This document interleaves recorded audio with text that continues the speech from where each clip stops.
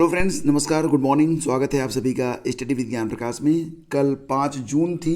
पर्यावरण दिवस के साथ साथ यूपीएससी की प्रारंभिक परीक्षा भी थी। और इस परीक्षा में इस बार जो क्वेश्चन पेपर आया, खासतौर से जीएस का जो पहला पेपर था, उसने काफ़ी लोगों के अच्छे लोगों के जो लोग स्टडी करते थे उनके भी होश टाइट कर दिए। लोगों को पता चल गया कि यूपीएससी का लेवल क्या हो सकता है। तो इस बार जो पेपर रहा, बहुत सारे लोग तो क्वेश्चन ही समझ नहीं पा रहे थे और लगभग आधे से ज़्यादा लोगों ने परीक्षा भी छोड़ दी। अगर बात करें हम प्रयागराज के बारे में, तो कुल मिला के देखा जाए तो 102 परीक्षा केंद्र बनाए गए थे और इसमें 50% लोग ही परीक्षा में शामिल हुए। 43,497 अभ्यर्थी पंजीकृत थे और 21,971 परीक्षार्थी उपस्थित हो पाए। और जो क्वेश्चन पेपर रहा, अगर उसके बारे में बात करें तो सबसे अधिक 18 सवाल जो थे वो इकोनॉमिक्स से थे, अर्थशास्त्र से पूछे गए थे। इतिहास से भी 14 सवाल थे, पर्यावरण से 16 सवाल थे, भूगोल से 17, पॉलिटिक्स से 10 सवाल आए। और जो एक्सपर्ट हैं उनके मुताबिक इस बार सभी क्षेत्रों से पूछे गए सवाल कहीं न कहीं से समसामयिक मुद्दों से जुड़े थे। साइंस एंड टेक्नोलॉजी से जुड़े सवाल भी सामयिक मुद्दों पर आधारित थे और ज़्यादातर सवाल जो थे वो दैनिक जीवन से जुड़े हुए थे। क्वेश्चन पेपर मैंने कल अपलोड किया था, आप लोग चाहें तो देख सकते हैं। और लगभग कुल मिला के जहाँ तक संभव बन पड़ा है, मैंने वहाँ पर जो सरशुद्ध हल है उसको देने का प्रयास किया है। यहाँ पर नीरज सिंह, प्रबंध निदेशक जीएस वर्ड, का कहना है कि इस बार सामान्य अध्ययन का पेपर 2014 की भांति अधिक लंबा और अधिक स्टेटमेंट वाला था। इस बार जो स्टेटमेंट आए थे वो डायरेक्टली नहीं पूछे गए थे। जैसे कि मान लीजिए 4 पेयर दिए गए तो पूछा गया था कि कितने पेयर सही हैं। पहले ये होता था कि कौन सा सही है, इस बार पूछा गया कितने पेयर सही हैं। विज्ञान और प्रौद्योगिकी, पर्यावरण, भूगोल बेसिक कॉन्सेप्ट में सबसे हाईलाइट विषय रहे और इनसे जुड़े प्रश्न 3-4 कथन वाले और कुछ इससे भी अधिक रहे। मतलब जो कोई भी क्वेश्चन था वो बहुत ही सरल नहीं था, हर क्वेश्चन में कुछ न कुछ डिफिकल्टी सामने आ रही थी। करंट अफेयर के प्रश्न सीधे समाचार पत्रों से जुड़े थे और घटना मानचित्र पर आधारित थे। दूसरी पाली में सीसेट के पेपर में पैराग्राफ दोनों प्रकार के थे, कुछ छोटे तथा कुछ बड़े जो सामान्यतः समय अधिक लेते हैं। गणित और रीजनिंग सामान्य स्तर की ही रही। गणित और रीजनिंग जो होता है ये सीसेट में पूछा जाता है। जो पहला पेपर होता है उसमें गणित रीजनिंग सवाल नहीं थे। वहीं पर अगर देखें तो दिव्यवरदान सिंह, विशेषज्ञ ध्येय आईएएस के, कहते हैं कि पेपर स्तरीय था और पिछले साल की तुलना में कठिन। ज़्यादातर सवाल किसी रूप में समसामयिक मुद्दे से जुड़े हुए थे। सामान्य अध्ययन के पेपर में 100 सवाल थे, लेकिन कथन पर विचार करने वालों की संख्या काफ़ी अधिक होने के कारण सवाल के वैकल्पिक उत्तरों का सीधे जवाब नहीं मिल सकता था। बेसिकली इस बार का जो क्वेश्चन पेपर था वो इस प्रकार से बनाया गया था कि आप डायरेक्टली अगर उसे आप नेट पर सर्च करेंगे तो आपको सीधे सीधे उत्तर भी नहीं मिलेगा। और हर क्वेश्चन में 2-3 ऑप्शन थे। अगर आपको नेट पर सर्च भी करना है तो तीनों ऑप्शन को चेक करना पड़ेगा। उसके बाद खुद अपने मन से आपको ये बताना पड़ेगा कि जो विकल्प दिए गए हैं, जो कूट हैं, उसमें क्या सही है और क्या गलत है। तो मिला जुला के यूपीएससी का अपना एक लेवल होता है और यूपीएससी जो लोग देते हैं ये तो उनको भी पता होता है। इतिहास और विज्ञान के जो प्रश्न थे वो भी बहुत सरल नहीं थे। कुछ प्रश्नों को छोड़ दिया जाए तो हर प्रश्न जो था वो बहुत ही टेक्निकल था। और यहाँ पर बहुत बड़ी संख्या में बनारस की बात करें तो यहाँ पर भी जो परीक्षार्थी थे वो अनुपस्थित रहे और बहुत सारे लोगों ने परीक्षाएँ छोड़ी हैं। सवालों को देखकर उलझे परीक्षार्थी। सिविल सेवा की प्रारंभिक परीक्षा, सामान्य अध्ययन के प्रश्नों का स्तर काफ़ी ऊंचा। और यहाँ पर देखिए मणिकांत सिंह कह रहे हैं, the study institute of IAS के निदेशक, कि प्रीलिम्स की तैयारी मेंस के साथ करना बेहद आवश्यक है। और संघ लोक सेवा आयोग की सिविल सर्विसेज प्रीलिम्स परीक्षा के पैटर्न को अगर सरसरी निगाह से देखें तो परीक्षार्थी सफल होंगे जिनका पूरा टॉपिक समझा हुआ होगा। मतलब ये कि जो अच्छी कोचिंग्स हैं वो भी जो उन्होंने जो आंसर की जारी की है उस पर भी वो पूरी तरह से दावा नहीं कर पा रहे हैं कि उनकी आंसर की कितनी करेक्ट है। तो जो बेस्ट आंसर की होगी वो तो जब ऑफिशियल आंसर की जारी होगी उसके बाद ही आपको पता चलेगी। फिलहाल अलग अलग यूट्यूब चैनलों ने अलग अलग आंसर की बनाकर अपलोड की है।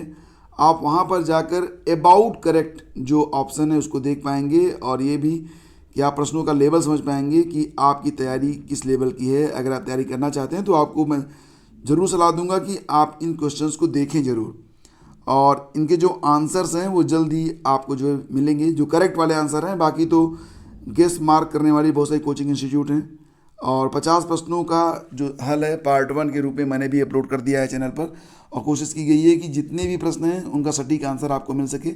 देख लीजिएगा, आपको क्वेश्चन का लेवल पता चल जाएगा और अपनी तैयारी भी आपको समझ में आ जाएगी।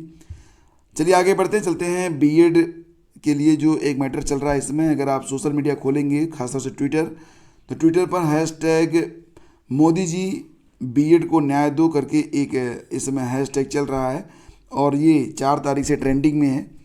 तो बीएड करने वालों का प्रधानमंत्री से आग्रह, प्राथमिक शिक्षक के लिए उन्हें दें एलिजिबिलिटी। बैचलर ऑफ एजुकेशन के छात्र प्रधानमंत्री मोदी से प्राथमिक शिक्षक पद के लिए एलिजिबल बनाकर उन्हें न्याय दिलाने का आग्रह कर रहे हैं। और अभ्यर्थियों ने आरोप लगाया कि उच्च योग्यता के बावजूद राजस्थान उच्च न्यायालय और सरकार ने उन्हें प्राथमिक शिक्षक भर्ती से हटा दिया। वे ट्विटर पर मोदी जी बीएड को न्याय दिलाओ के साथ अपनी बात रख रहे हैं।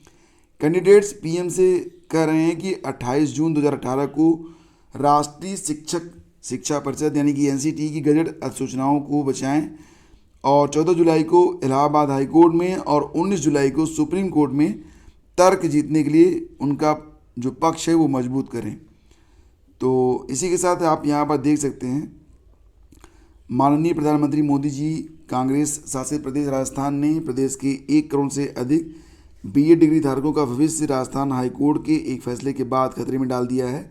आपसे निवेदन है कि बीएड डिग्री धारकों के 28 जून 2018 की गजट, जिसमें आपकी सरकार में बीएड को प्राथमिक में शामिल किया गया था, उस गजट को बचाने के लिए 14 जुलाई को इलाहाबाद हाई कोर्ट और 19 जुलाई को सुप्रीम कोर्ट में एनसीटी और एमएचआरडी बीएड की पैरवी करवाए ताकि देश के 1 करोड़ से अधिक बीएड डिग्री धारकों को न्याय मिल सके। तो इस समय ये हैशटैग चल रहा है। और उत्तर प्रदेश में राष्ट्रीय शिक्षा नीति न्यू एजुकेशन पॉलिसी 2020 को लागू करने के लिए 28 कमेटियों का गठन किया गया है और प्रयास किया जा रहा है कि बहुत जल्द ही न्यू एजुकेशन पॉलिसी जो है वो यूपी में लागू हो जाए। और देखिए, जो ये कमेटियां बनाई गई हैं इसके लिए पहले जिला स्तर पर संवाद और मोबाइल ऐप से सर्वे हो चुका है। अब 4 मुख्य बिंदुओं, प्रारंभिक बाल्यावस्था देखभाल और शिक्षा, स्कूली शिक्षा, शिक्षक प्रशिक्षण और प्रौढ़ शिक्षा की रूपरेखा बनाई जा रही है। इसी के साथ स्टेट फोकस ग्रुप की ओर से 25 मुख्य विषयों पर राज्य की स्थितियों और आवश्यकता के अनुरूप पोजीशन पेपर तैयार किए जाएंगे। तो जल्द ही उत्तर प्रदेश में भी न्यू एजुकेशन पॉलिसी लागू होने जा रही है, जिसके लिए टीम काम कर रही है। राज्यों की रूपरेखा को शामिल करते हुए राष्ट्रीय पाठ्यचर्या की रूपरेखा को अंतिम रूप दिया जाएगा।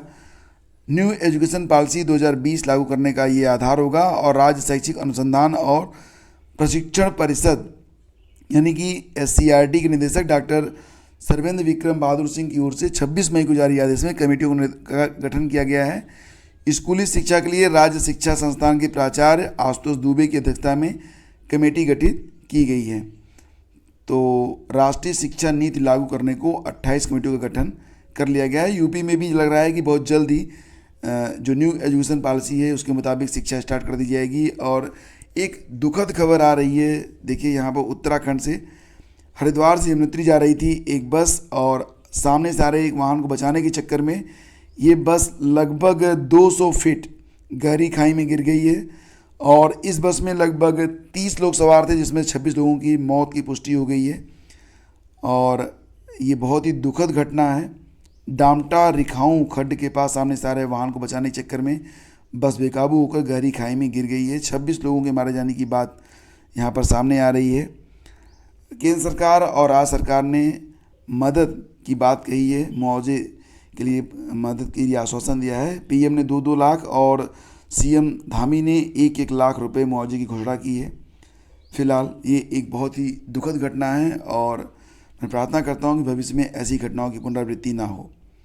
और फ्रेंड्स, जो लोग देना चाह रहे हैं 12 जून की परीक्षा यानी कि यूपी पीसीएस, उनसे भी यही रिक्वेस्ट है कि इस समय मैं स्टडी विद ज्ञान प्रकाश यूट्यूब चैनल पर जो पुराने क्वेश्चन पेपर हैं उनके सरशुद्ध हल और कल जो परीक्षा हुई है यूपीएससी की, तो उसके भी जो प्रश्न हैं उसके भी हल मैं लगातार अपलोड कर रहा हूँ।